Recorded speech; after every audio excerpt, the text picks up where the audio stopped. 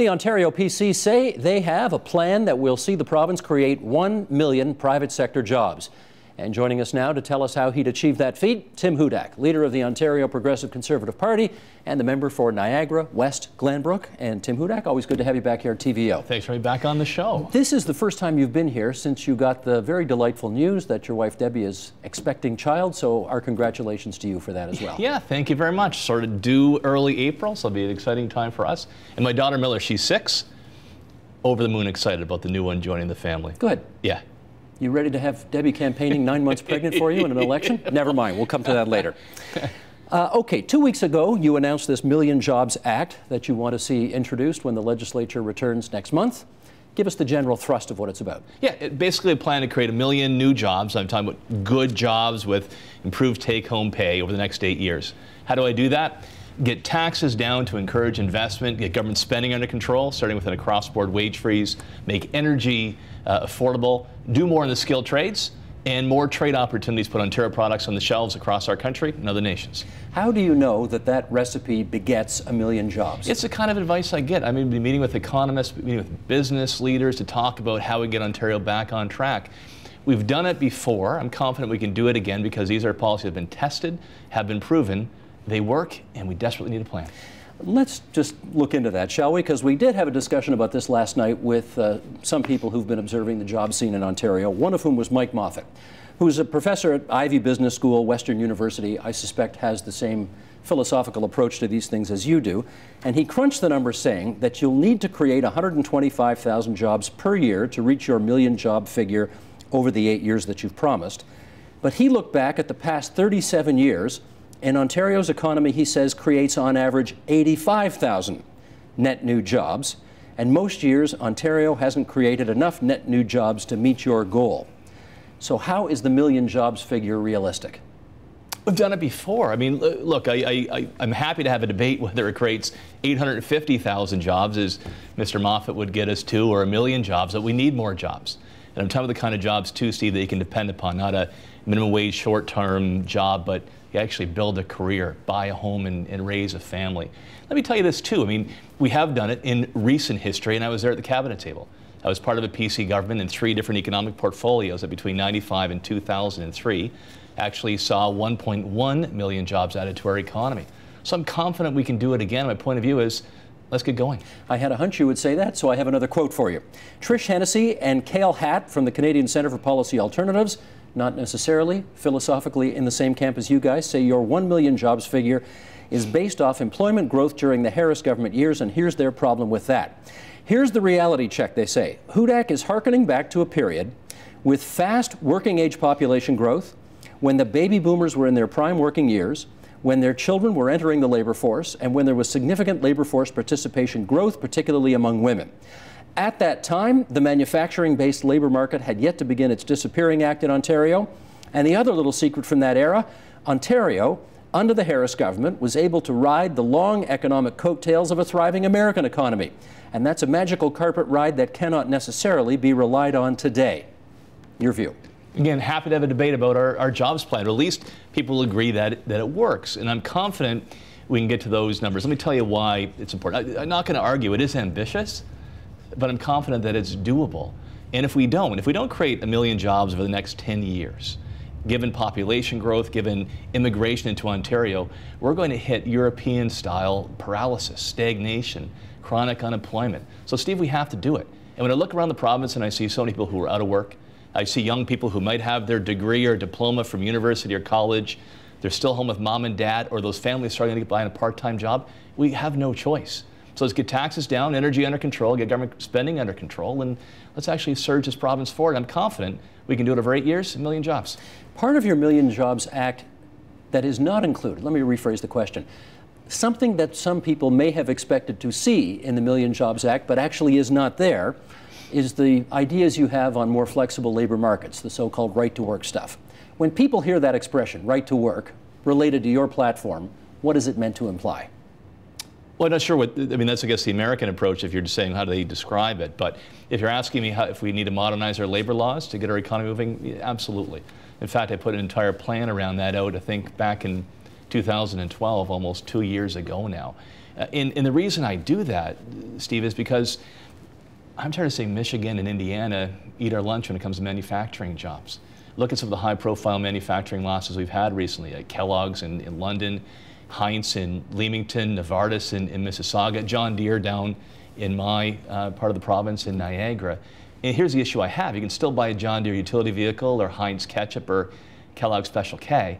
Problem is that now we'll say made in USA instead of made in Ontario. But if this is an important part of the creation of 1 million jobs, why is it not part of the Million Jobs Act? It's a private member's bill that I want to actually see through the legislature. It's debated in February. I know that the other two leaders have opposed that plan, but I'm still going to hold out hope that maybe we'll get some other members who will support it, because they all have talked about getting energy rates under control and making sure that we do more in the skilled trades. Our plan has 200,000 jobs in the skilled trades. I think actually addressing labor laws probably has the proverbial snowball's chance with the Liberals and the NDP, because they're kind of run by big labor. But if you're talking about platform, if you had the chance to form government, will modernizing labor laws be part of that? With these other ideas, absolutely, I think it's necessary. 50 other countries have done it. It's time that we do too. So, whatever you want to call it, I know that your opponents are calling it right to work. What do you want to call it? Well, I call it worker choice. Worker choice, yeah. Okay. So worker choice will be part of the 2000 and whatever, 14, 15 Ontario PC election campaign with Tim Hudak as the leader. We have no choice. I'm just confirming. There's numbers of ways of doing this. I mean, it's not only the United States, it's England, it's I think 40-some countries in Europe, Australia, New Zealand. They've all modernized their labor laws. And the problem is that we're losing manufacturing jobs. And Steve, I remember, growing up in the north end of Fort Erie, and most of my friends, their moms or dads, they worked at the plant. They worked in industry. Now 2 of those 5 jobs are gone. Right. And I'm confident that you need to do this, along with the other things I've talked about earlier on our interview, if you actually want to make sure manufacturing jobs come back to our province. So, so modernizing labor laws, be part of our plan, whatever makes the most sense for Ontario. You know why I'm asking, because of course there is a rather vigorous and healthy debate within your party right now as to the advisability of including that plank in your platform. And for example, in Essex riding in southwestern Ontario this past week, a couple of weeks ago I guess, Dave Brister was your candidate. Last Tuesday he tweeted, "I support Tim Hudak, but I don't support right to work." So now what happens? Let's see. I'm not the loudest, just the first to say it.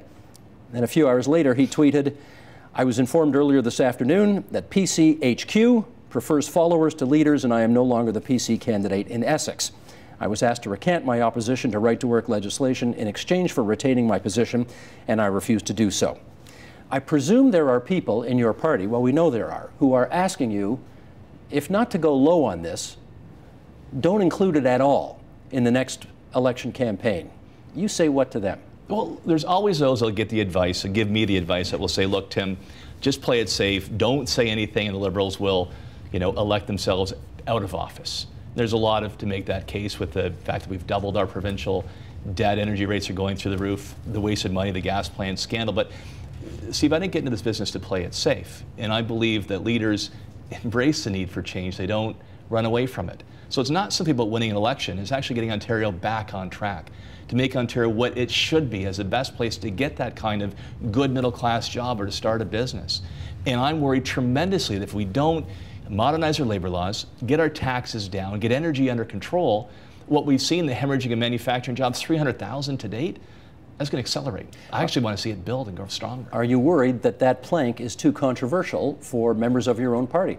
The easy choices aren't going to get us out of this mess, nor is dodging the tough issues. I think people want to see, and I'm confident of this, the next leader of the province, somebody's actually going to take the bull by the horns. It has a turnaround plan for our province. It's not going to run away just because, Sid Ryan doesn't like one of your ideas, the head of the Federation of Labor. I think people actually want somebody who's got to focus on getting our economy going, getting government spending under control, and giving hope to the young people who right now, they're at home with mom and dad or they're heading out west. I hear you. Let me try one more on this, though, and that is that if you look at the record from the last general election, there have been 7 by-elections and you've won 1. And actually the guy who won it's going to be on right after you, Doug Holliday in Etobicoke. Your first seat, incidentally, in the 416 in the last 3 elections. You've also lost, over a 7-day period of time, 4 nominated candidates, and we know some of that has happened because they're not on side for this labor flexibility or worker choice or whatever you want to call it. So the question persists, is this more trouble than it's worth? When it's all about getting Ontario back on track, and I'm not going to let any obstacles stand in the way of doing so, Steve. I'm serious about this. I've done a lot of time talking to people, thinking through these issues, getting the best advice, and looking at what is working elsewhere. And look, you talk about the by-elections. Well, I'll make the argument we won on the quality with Doug Holliday. That's a great addition to our team. Somebody that knows how to look out for every tax dollar and get good deals with the unions. But we also saw that we had the most votes of any political party, the most votes in Toronto of any political party. You transpose that across in a general election, it's actually a PC government. So I think I'm on the right path. People want to see somebody focused on jobs and getting government spending under control. That's what my Million Jobs Act is all about. And stay tuned on the labour reform, even more to make sure we bring jobs back to Ontario and grow our own. Do you anticipate you will lose any more nominated candidates between now and the next election? We got 107 people. We nominated folks early on, 107 different ridings, right? People have been around. Sometimes two of the candidates that you mentioned, personal lives get in the way and you make changes. We talked to the guy, Mr. Brister from Essex. He had a different point of view. But I have been absolutely clear. I am focused with determination on getting this province back on its feet.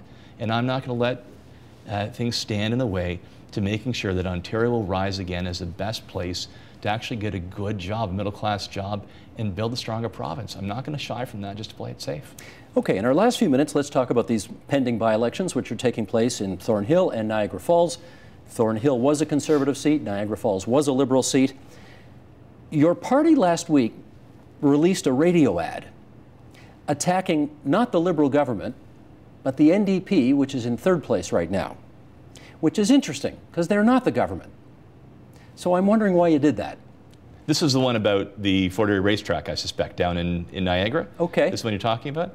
Well look, I sense by-elections are different regions. So I sense in Niagara, a lot of people have said, we're not happy with what the Liberals have done. We've lost, as I mentioned earlier, 2 out of 5 manufacturing jobs. Seems like Niagara's been written off by this government. So they want change.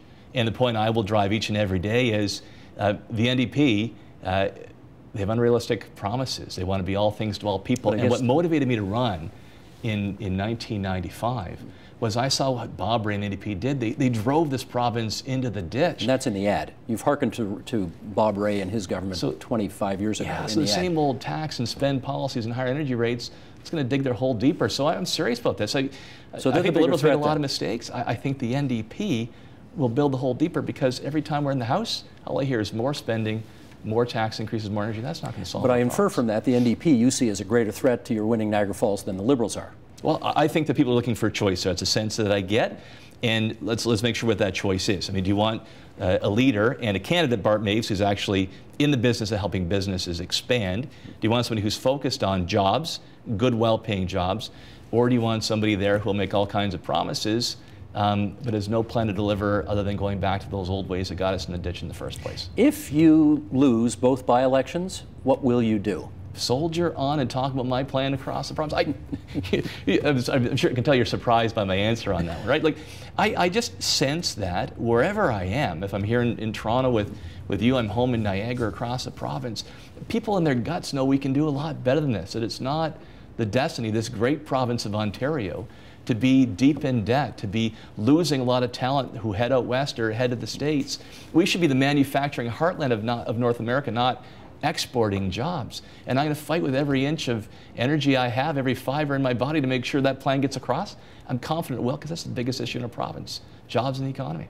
Okay. Tim Hudak, as always, we appreciate your visits to TVO. Thanks so much for spending some time with us today. Always a pleasure. Thank you. Support Ontario's public television. Donate at tvo.org.